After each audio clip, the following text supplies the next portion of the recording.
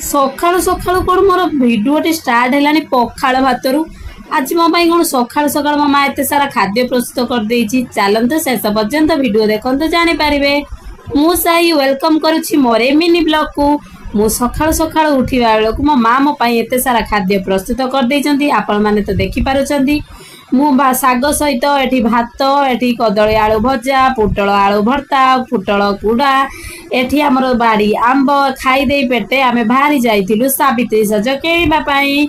एवं किणवा पूर्वरु एठी आमे लेबू पानी पी देलु। पी दे साइला परे आमे बाहरी जाइतिलु। प्रथमे जेहेतु रज और सावित्री व्रत सब संगरे आमे नै आसीथिलु। जेतिकी सावित्री सज सिंदूर शंखा चूड़ी सबु जेतिकी तांकर सामग्री सबु नै आसी बाहरी जाइतिलु।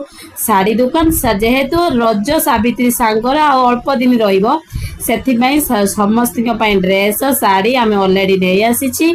तापरे आमे बाहरी जाइतिलु। एठी किछिटा हमर जिंस दरकार थिला माँ मु सब आनिलु। तापरे किछि हमर मक्का पनीपरिबा मध्ये नै के आसीछि। आपण माने देखि पारिबे।